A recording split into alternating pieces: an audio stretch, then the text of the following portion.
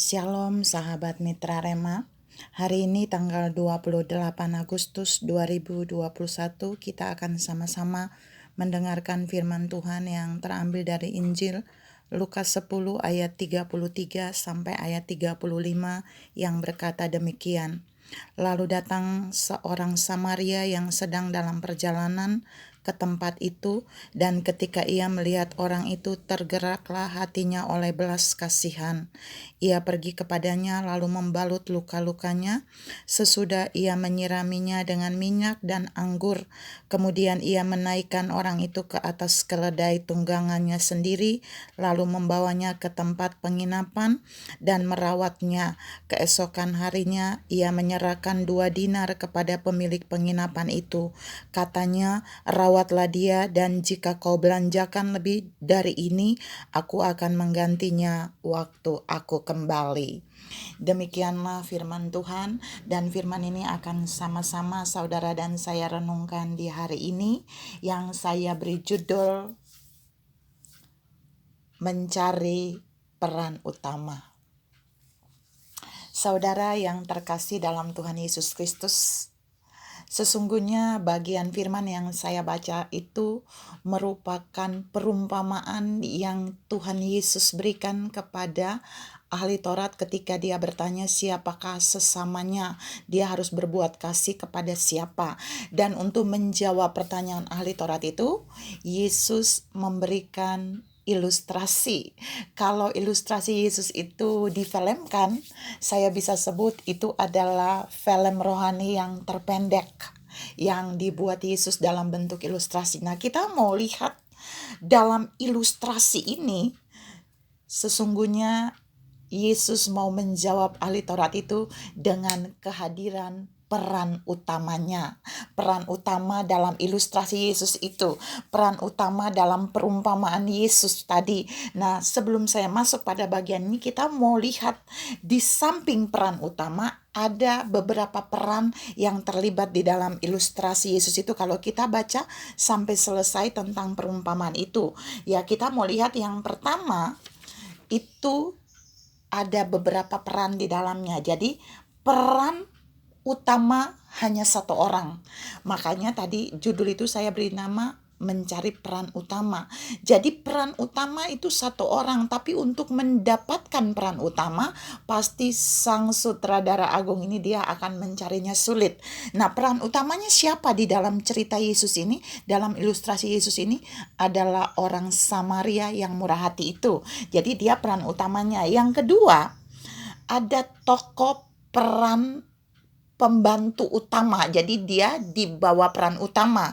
Peran pembantu utama adalah orang yang jadi korban dalam cerita itu. Orang yang dipukul oleh penyamun-penyamun, orang yang terluka.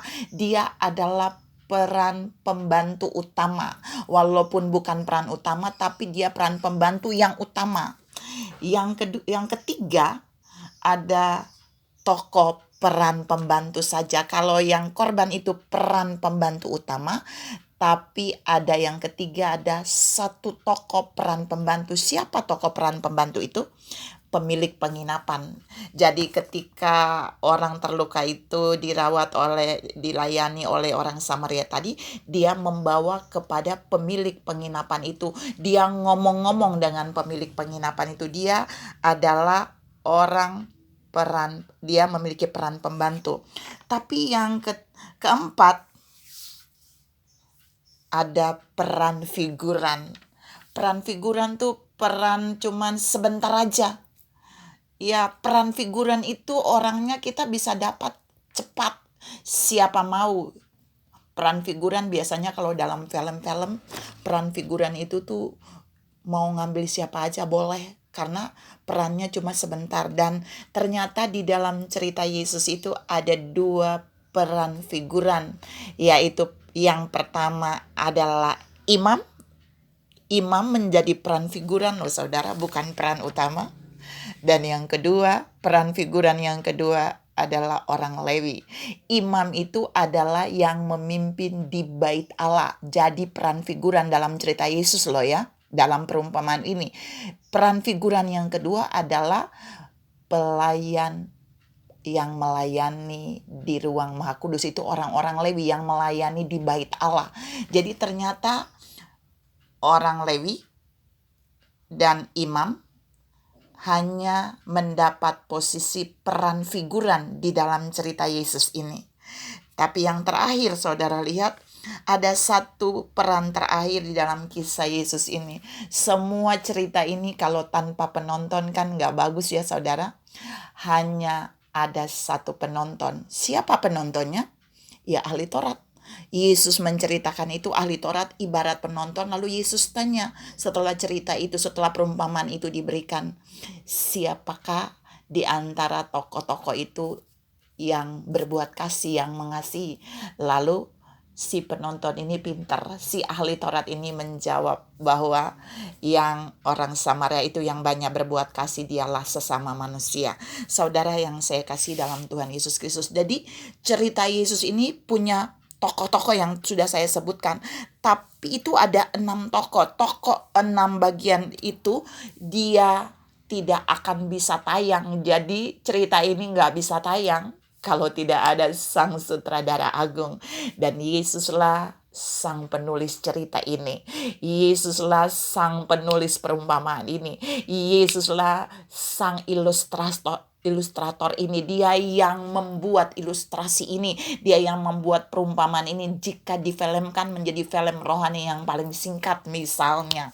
Nah saudara yang saya kasih dalam Tuhan Yesus Kristus, kalau dilihat dari peran ini, yang mau saya share buat saudara dan saya, kenapa dia mencari peran utama? Karena yang pertama, peran utama pasti tayangnya lebih banyak, yang muncul lebih banyak.